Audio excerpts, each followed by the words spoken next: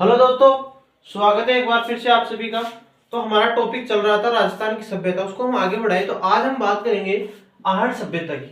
आहड़ सभ्यता की हम बात करें तो आहड़ से सभ्यता का विकास हुआ था वो आपके 1800 ईसा पूर्व से जो है 1200 ईसा पूर्व आहड़ सभ्यता का जो है विकास हुआ था।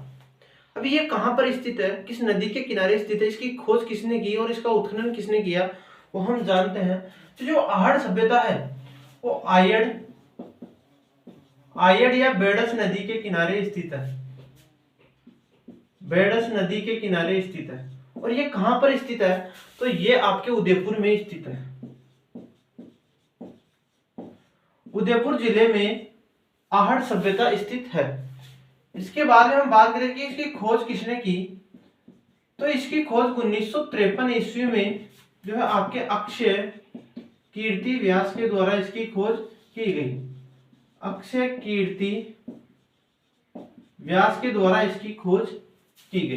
ठीक है, इसकी खोज अक्षय कीर्ति व्यास के द्वारा 1953 ईस्वी में की गई। इसके बाद में हम बात करें तो इसका उत्खनन किसने किया, तो इसका उत्खनन 1956 ईस्वी में जो इसका उत्खनन का जो कार्य किया गया 1956 ईस्वी में वो रतन चंद्र अग्रवाल के द्वारा किया गया। रत्न चंद्र अग्रवाल के द्वारा इसका उत्खनन का कार्य किया गया। जबकि इसके बाद में 1961 ईस्वी में एच डी सांकलिया व वी एन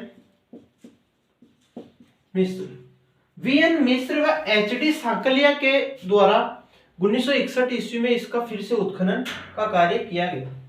ठीक है, ये जो कार्य किया गया वो एच डी सांकलिया व वी एन मिश्र के द्वारा किया गया। अब हम इसकी आहड़ सभ्यता की आगे बात करें तो इसके कुछ उपनाम आते हैं।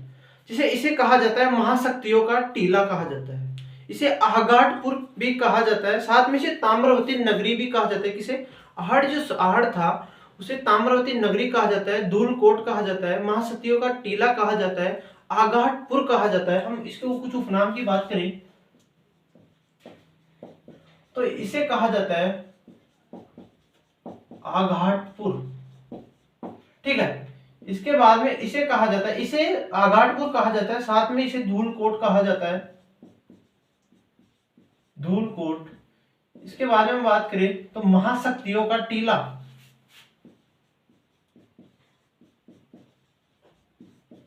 महाशक्तियों का टीला। जो महाशक्तियों का टीला है वो किस कारण से कहा जाता है, तो इसका कारण है कि जो मेवाड़ के राजवंश हुए थे उनका जो शमशान घाट है वो आपके आहड़ में बना हुआ है। जो आहड़ में इनका शमशान घाट बना हुआ है, इसी कारण इसे महाशक्तियों का इसे टीला कहा जाता है। इसके बाद में एक इसका उपनाम आता है, इसे कहा जाता है बनास संस्कृति। किसे कहा जाता है, तो जो बनास संस्कृति है वो आहड़ सभ्यता को कहा जाता है। और ये किसने कहा था, तो ये एच डी सांकलिया के द्वारा कहा गया। इसे कहा गया बनास, इसे बनास संस्कृति भी कहते हैं। और ये कहा था आपके एच डी सांकलिया के द्वारा आहड़ सभ्यता को बनास संस्कृति कहा गया। इसके बाद में हम बात करें तो कल हमने बात की थी कि जो है ताम्रवती नगरी की हमने बात की थी। तो ताम्रवती नगरी किसे कहा जाता है, ताम्रवती जिला तो हमने कल देखा था कि झुंझुनू को कहा जाता है, साथ में ताम्रवती नगरी आहड़ को कहा जाता है। इसे कहा जाता है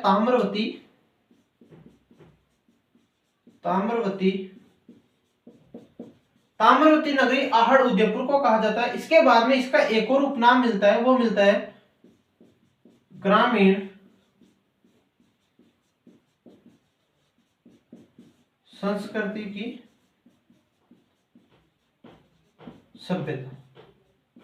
ग्रामीण संस्कृति की सभ्यता किसे कहा जाता है, तो वो आपके आहड़ को कहा जाता है। एक बार फिर से देख लीजिए, जो आहड़ सभ्यता है वो बेड़च या आयड़ नदी के किनारे उदयपुर में स्थित है। इसकी खोज 1953 ईस्वी में जो है अक्षय कीर्ति व्यास के द्वारा की गई। इसके बाद में इसका उत्खनन कार्य दो लोगों के द्वारा किया गया। पहली बार 1956 ईस्वी में जो इसका उत्खनन का कार्य किया गया वो रतन चंद्र अग्रवाल के द्वारा किया गया। इसके बाद में उत्खनन का कार्य 1961 ईस्वी में एच डी सांकलिया के द्वारा किया गया। फिर इसके बाद में इसके कुछ उपनाम की बात करें तो इसे आगाटपुर कहा जाता है, धूलकोट कहा जाता है। यहाँ पर जो मेवाड़ के राजवंशों का शमशान घाट होने के कारण इसे महाशक्तियों का टीला कहा जाता है। इसी के साथ में इसे बनास संस्कृति भी कहा जाता है। इसके बाद में ताम्रवती नगरी आहड़ उदयपुर को कहा जाता है और इसे ग्रामीण संस्कृति सभ्यता कहा जाता है। ये इसके कुछ उपनाम थे। अब हम आगे बात करें तो यहाँ से हमारे को क्या क्या प्रमाण मिले हैं, इनकी हम एक बार बात करें तो हमारे को यहाँ से क्या क्या मिला है। सबसे पहले हम बात करते हैं कि ये ग्रामीण सभ्यता थी। कौन सी सभ्यता थी? तो यह एक ग्रामीण सभ्यता थी। तो ये ग्रामीण सभ्यता थी तो हमारे को आहड़ से पशुपालन के अवशेष भी मिलते हैं। किसके? पशुपालन के अवशेष मिलते। साथ में हमारे को यहां से चावल व बाजरे के अवशेष मिलते हैं। किसके? चावल व बाजरे के हमारे को अवशेष मिलते हैं। लेकिन ध्यान रखना है कि जो चावल के अवशेष थे वो लोथल से भी प्राप्त हुए थे। कहां से? जो चावल के अवशेष हमारे को प्राप्त हुए थे वो लोथल से भी प्राप्त हुए थे। इसके बाद में हम बात करें तो आहड़ से अनाज रखने के लिए गोरे या कोट,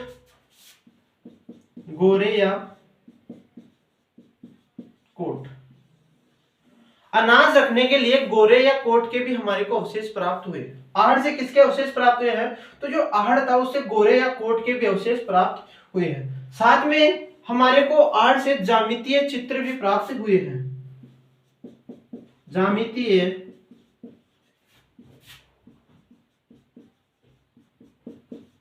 आकृति के चित्र भी प्राप्त हुए हैं। और आहड़ से एक टेराकोटा मिट्टी की बनी हुई बैल की हमारे को एक मूर्ति प्राप्त हुई है जिसे क्या कहा गया है? जिसे बनासियल बुल कहा गया है। हम बात करें तो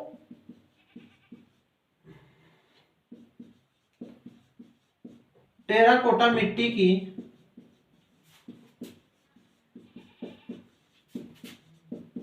एक बैल की मूर्ति मिली है जिसे क्या कहा गया है? जिसे कहा गया है बनासियल, जिसे बनासियल बुल कहा गया है। इसके साथ में हम बात करें तो यहां से हमारे को धूपदान के अवशेष मिले हैं। साथ में हमारे को मर्द भांड के अवशेष भी प्राप्त हुए हैं। कहां से? तो आहड़ से हमारे को धूपदान के अवशेष प्राप्त हुए हैं और हमारे को मर्द भांड भी कुछ मिले हैं। इसके बाद में हम बात करें तो आहड़ की हम आगे बात करें तो आहड़ से हमारे को 15 से 20 फीट गहरे, 15 से 20 फीट गहरे हमारे को गड्ढे प्राप्त हुए हैं। 15 से 20 फीट गहरे गड्ढे प्राप्त हुए हैं जिन पर क्रम दर क्रम घड़े रखे हुए हैं। क्या रखे हुए हैं? मिट्टी के बने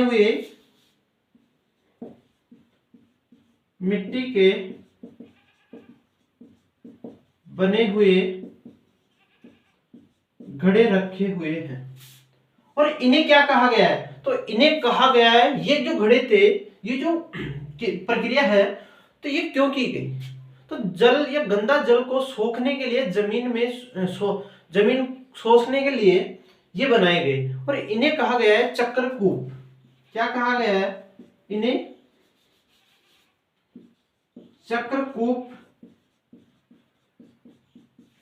पद्धति गया है। और इन्हें ही कहा गया है शोषण पात्र। किसका? पानी का जो शोषण पात्र था, 15 से 20 फीट गहरा पानी का शोषण पात्र या चक्रकूप पद्धति के जो हमारे को अवशेष मिले हैं वो आहड़ सभ्यता से मिले हैं। इसके बाद में हम बात करें तो यहां से हमारे को कुछ मृदभांड मिले हैं। ठीक है, तो जो मृदभांड थे वो किस कलर के थे? तो लाल व भूरे रंग के हमारे को यहां से कुछ मर्दभांड मिले हैं। हमारे को यहां से लाल व भूरे रंग के मर्दभांड मिले हैं। और यहां पर जो मकान बने हुए हैं उनकी जो नींव थी वो काले पत्थर से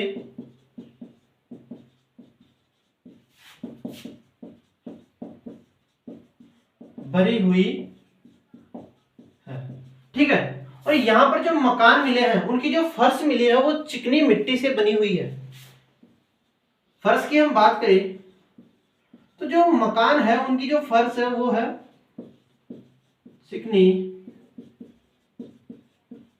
चिकनी मिट्टी से बनी हुई, यहां पर हमारे को फर्श प्राप्त हुई है।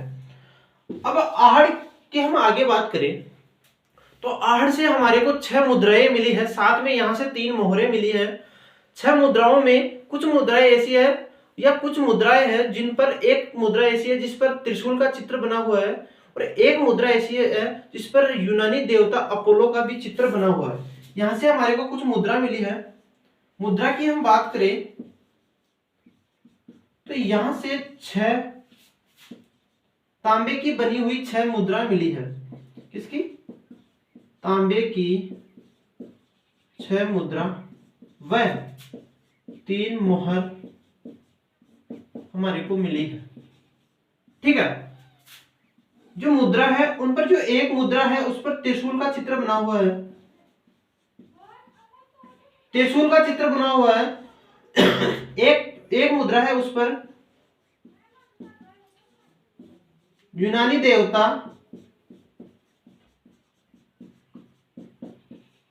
अपोलो का चित्र बना हुआ है और एक मोहर है उस पर यूनानी भाषा का लेख लिखा है। ठीक है। हमारे को यहां से कुछ मुद्राएं मिली है। तांबे की 6 मुद्राएं मिली है, साथ में 3 मोहरें मिली है। उनमें जो एक मुद्रा है उस पर त्रिशूल का चित्र बना हुआ है, एक मुद्रा है उस पर यूनानी देवता अपोलो का भी चित्र बना हुआ है और एक मुद्रा ऐसी मिली है जहां पर यूनानी भाषा में एक लेख लिखा हुआ है। इसके बाद में हम बात करें तो जो आहड़ है यहां से हमारे को 6 चूल्हे प्राप्त हुए हैं। कितने? 6 चूल्हे हमारे को यहां से प्राप्त हुए हैं। अब कुछ किताबें लिखती है कि ये एक संयुक्त परिवार का उदाहरण था कि जो आहड़ है वहां से संयुक्त परिवार के हमारे को अवशेष प्राप्त हुए हैं। किसके? संयुक्त परिवार के, संयुक्त परिवार के साक्ष्य। लेकिन वास्तविक में ये जो 6 चूल्हे प्राप्त हुए हैं इनका जो संबंध है वो है संयुक्त व्यापार से। किससे है? संयुक्त व्यापार से इनका क्या है? संबंध है। संयुक्त व्यापार से इनका संबंध। और जो आहड़ सभ्यता थी इस सभ्यता का जो संबंध है वो ईरान से है। अब ईरान से इसका संबंध था, ये कैसे पता चला, इसका कारण क्या है? तो यहां से हमारे को उल्टी तिपाई के कुछ बर्तन प्राप्त हुए हैं, यानी कि बिना हत्थे के हमारे को यहां से बर्तन प्राप्त हुए हैं। इसका जो संबंध था आहड़ का संबंध,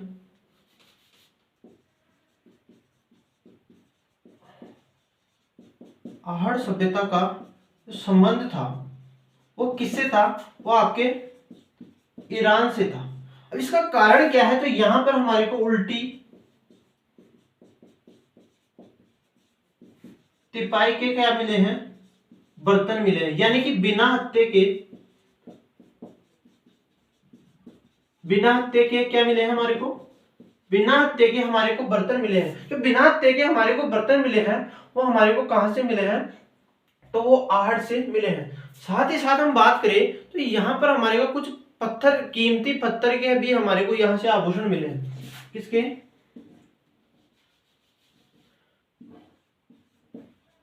कीमती पत्थर के आभूषण। और यहाँ के लोग जब व्यक्ति की मृत्यु होने के पश्चात उनको दफनाया जाता था, क्या यहाँ पर जो लोगों को दफनाया जाता था साथ में उनके दफनाने के साथ में कपड़े व आभूषण भी रखे जाते थे। जो शव हुआ करता था, शव के साथ में कपड़े व कीमती पत्थरों से बने हुए आभूषण क्या करते थे, ये लोग रखते थे। साथ में आहड़ का जो प्रिय पशु था वो था कुत्ता। कौन सा था? आहड़ का प्रिय पशु कौन सा था? तो वो था कुत्ता। एक बार फिर से देख लीजिए यहाँ से क्या क्या हमारे को प्राप्त हुए। लाल व भूरे रंग के बने हुए हमारे को मर्दवाण मिले हैं। यहाँ से 6 चूल्हे मिले हैं जिनके बारे में कहा जाता है कि यहाँ पर संयुक्त परिवार के अवशेष हमारे को प्राप्त हुए हैं। लेकिन वास्तविक में जो ये है 6 चूल्हे मिले हैं, इनसे सीधा सीधा संबंध है कि यहाँ पर संयुक्त व्यापार हुआ करता था। मकान की जो यहाँ पर नींव भरी हुई है वो काले पत्थर से बनी हुई है। इसके बाद में हम बात करें कि यहाँ पर जो आभूषण बने हुए हैं वो कीमती पत्थर के बने हुए हैं। और यहाँ पर जो शव था उस शव को ये लोग जो है दफनाते थे। साथ में शव के साथ में कपड़े व आभूषणों को भी दफनाया करते थे। यहाँ पर मकान मिले हैं, उनकी जो फर्श है वो चिकनी मिट्टी से बनी हुई थी। तांबे की यहाँ पर से 6 मुद्रा व 3 मोहर मिली है। जो कुछ मुद्राएं हैं, जो 6 मुद्राएं, उनमें से एक मुद्रा ऐसी है जिस पर त्रिशूल का अंकन है। साथ में एक मुद्रा है जिस पर यूनानी देवता अपोलो का भी चित्र बना हुआ है। एक मुद्रा है जिस पर यूनानी भाषा में एक लेख लिखा हुआ है। ठीक है। इसके बाद में जो आहड़ सभ्यता थी उसका जो संबंध था वो ईरान से था। अब ईरान से संबंध था, ये कैसे पता लगाया गया? तो ये यहाँ से कुछ हमारे को उल्टी तिपाई के बर्तन प्राप्त हुए, यानी कि बिना हत्थे के हमारे को बर्तन प्राप्त हुए हैं। कहाँ से? तो ये अब हम बात करते हैं बालातल सभ्यता की। अब बालातल सभ्यता की हम बात करें तो बालातल सभ्यता बेडस नदी के किनारे आपके उदयपुर जिले में स्थित है। कहाँ पर है? तो ये है बेडस नदी के किनारे उदयपुर में, उदयपुर जिले में स्थित है। बेडस नदी के किनारे बालातल सभ्यता उदयपुर में स्थित है। अब इसकी जो खोज की थी वो 1962 से 63 के मध्य, इसकी खोज 1962 से 63 के मध्य वीएन मिस्र के द्वारा इसकी खोज की गई। इसकी जो बालातल की खोज की गई थी वो 1962 से 63 के मध्य वीएन मिस्र के द्वारा बेडस नदी के किनारे उदयपुर में इसकी खोज की गई। अभी यहाँ की कुछ विशेषताएं हैं, यहाँ पर कुछ विशेष चीजें हमारे को प्राप्त हुई है, जिनमें सबसे पहले हम बात करें तो यहाँ से यू आकार के हमारे को चूल्हे प्राप्त हुए हैं। कौन से? कि हम बात करें यू आकार के हमारे को यहाँ से चूल्हे मिले हैं। क्या मिले हैं? तो यू आकार के हमारे को यहाँ से चूल्हे मिले हैं। और हमारे को यहाँ से कुष्ठ रोग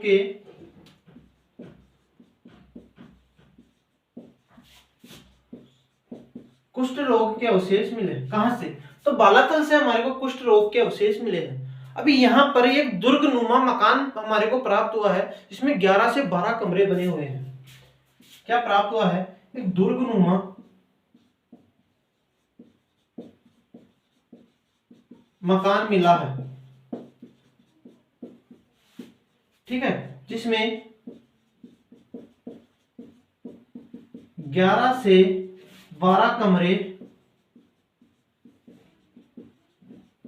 बने हैं। और जो बालातल सभ्यता है यहां से 500 ईसा पूर्व का हाथ से बना हुआ कपड़ा मिला है हमारे को। ठीक है। 500 ईसा पूर्व के हाथ से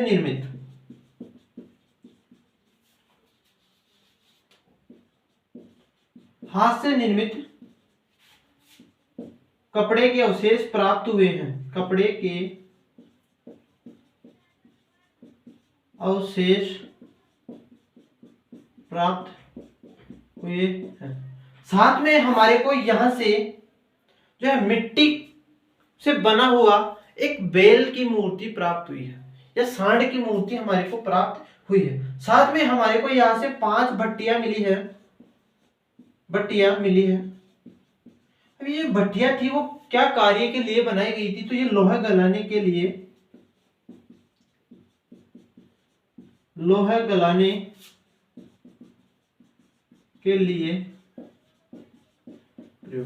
ठीक है।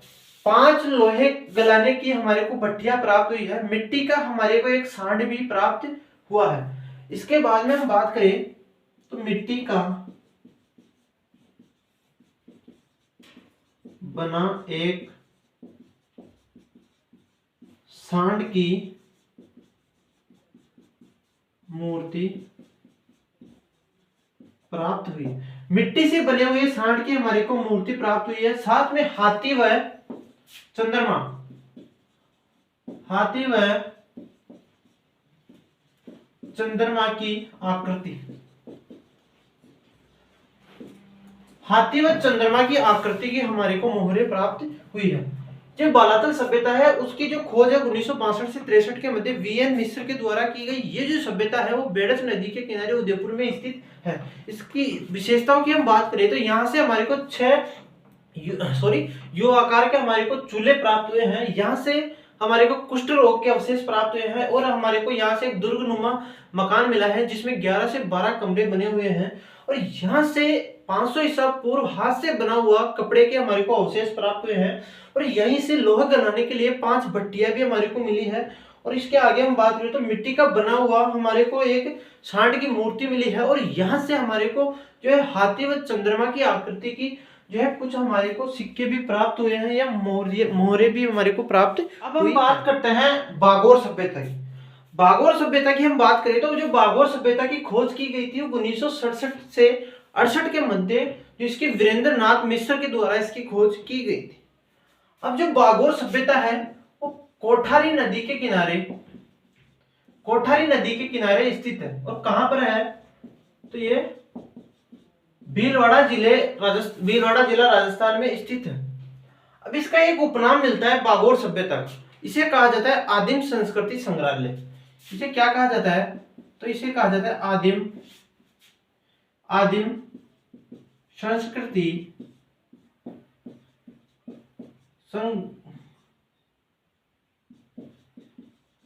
संस्कृति संग्रहालय किसे कहा जाता है तो आपके बागोर सभ्यता को आदिम संस्कृति संग्रहालय कहा जाता है। इसके बाद में हम बात करें तो यहां से हमारे को हाथ व कान के कांच के बने हुए आभूषण प्राप्त हुए हैं। इसकी विशेषताओं की हम बात करें तो यहां पर से हाथ व कान के कांच के बने आभूषण हमारे को प्राप्त हुए हैं। साथ में यहां से प्राचीन पशुपालन के अवशेष भी प्राप्त हुए हैं।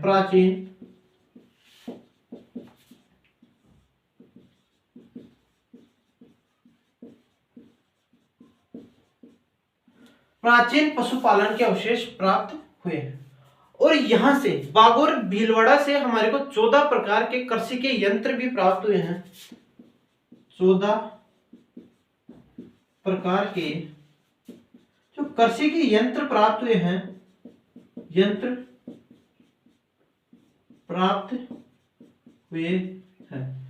और हमारे को यहां से लघु पाषाण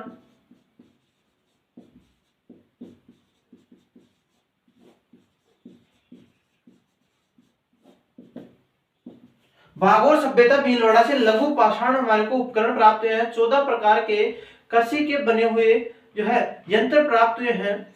और जो ये सभ्यता थी बागोर सभ्यता, यहां से एक जली हुई हड्डी के मिली है। जली हुई हड्डी के 5 नर कंकाल तंत्र मिले हैं। कितने? जली हड्डी के 5 नर कंकाल, जली हड्डी के 5 नर कंकाल,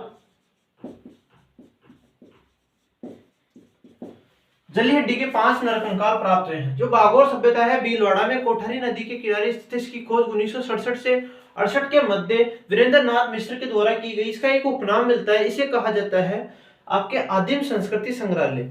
इसके बाद में यहां से हमारे को हाथ व कान के कांच के बने हुए आभूषण प्राप्त हुए हैं। यहां से हमारे को प्राचीन पशुपालन के अवशेष भी बागोर भीलवाड़ा से ही प्राप्त हुए हैं। साथ में हमारे को 14 प्रकार के कृषि के यंत्र प्राप्त हुए हैं जो कृषि कार्य में प्रयोग में लिए जाते थे। इसे यहां से लघु पाषाण कुछ उपकरण भी प्राप्त हुए हैं।